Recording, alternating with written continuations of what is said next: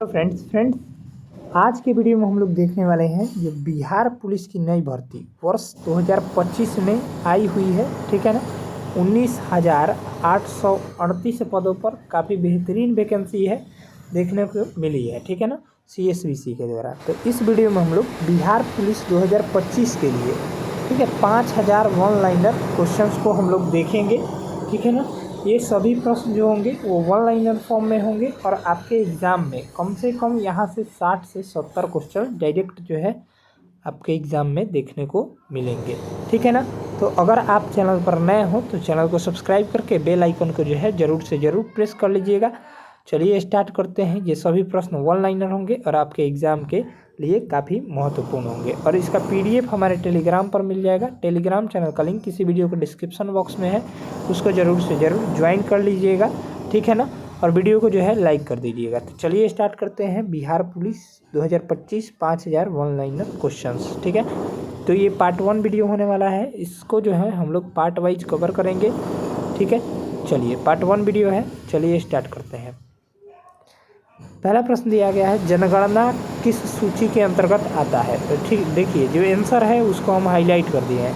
तो जनगणना जो है संघ सूची के अंतर्गत आता है, इम्पोर्टेंट है। चलिए अगला देखेंगे, भारत का संविधान भारत को किस रूप में वर्णित करता है। तो राज्यों के संघ के रूप में वर्णित करता है। चलिए अगला देखेंगे, मछलियों के यकृत तेल में जो है किसकी प्रचुरता होती है। तो विटामिन डी की प्रचुरता होती है। नेक्स्ट है, क्षुद्र ग्रह जो देखे जाते हैं किसके बीच देखे जाते हैं। ये जो देखे जाते हैं मंगल और बृहस्पति के बीच देखे जाते हैं। नेक्स्ट देखेंगे, तुलबुल परियोजना किस नदी पर स्थित है। तो तुलबुल परियोजना झेलम नदी पर है। ठीक है। चलिए अगला देखेंगे, बाबरनामा के लेखक कौन है। तो बाबरनामा के लेखक जो हो जाएंगे बाबर हो जाएंगे। चलिए आपका अगला प्रश्न दिया गया है, अंतर्राष्ट्रीय महिला दिवस कब मनाया जाता है। तो ये 8 मार्च को मनाया जाता है, इम्पोर्टेंट है।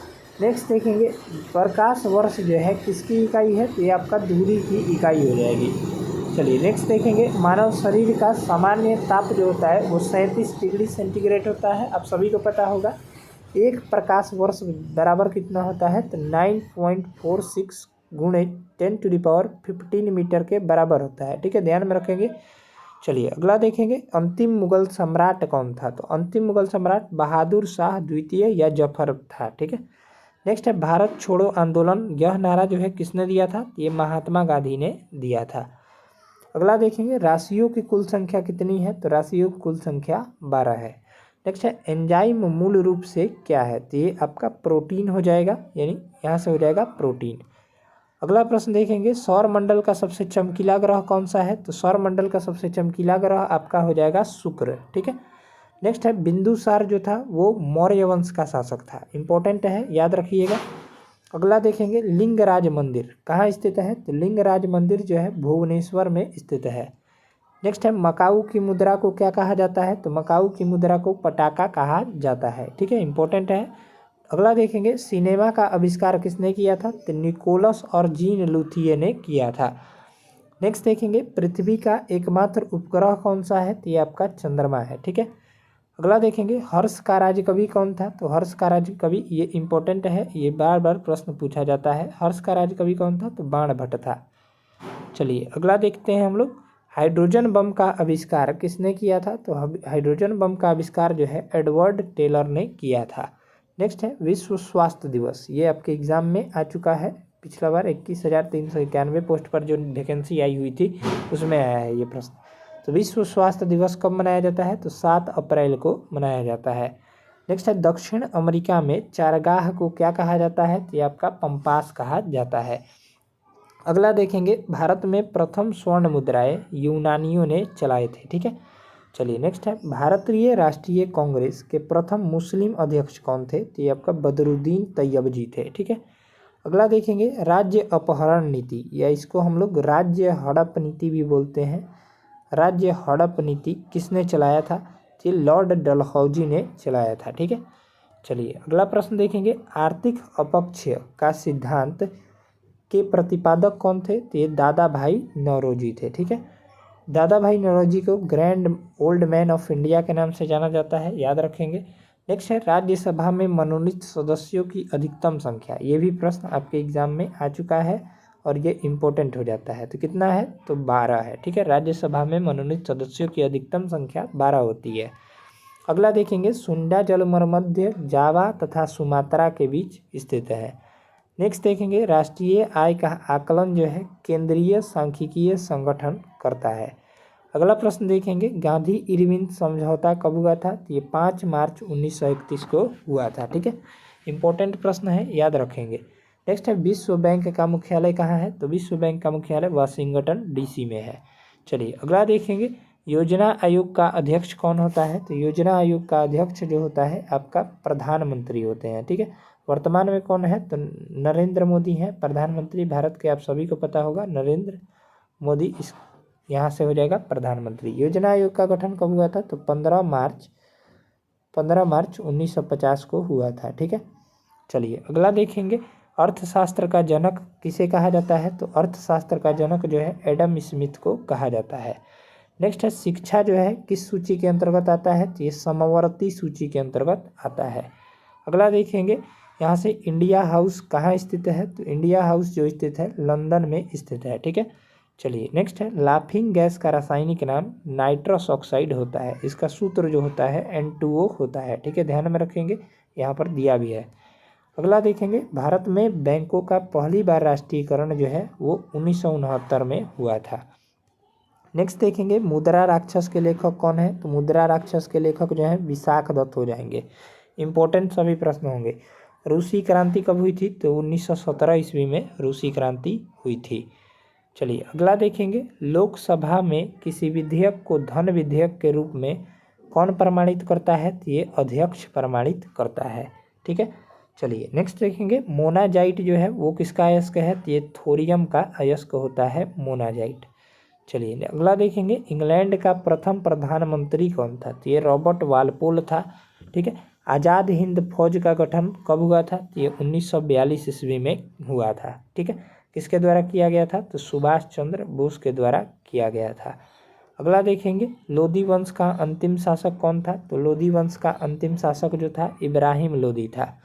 नेक्स्ट है, गढ़सोप्पा या जोग प्रपात जो स्थित है वो शरावती नदी के तट पर स्थित है। ठीक है, चलिए अगला देखेंगे, राष्ट्रीय समुद्र विज्ञान संस्थान जो स्थित है आपका गोवा में स्थित है।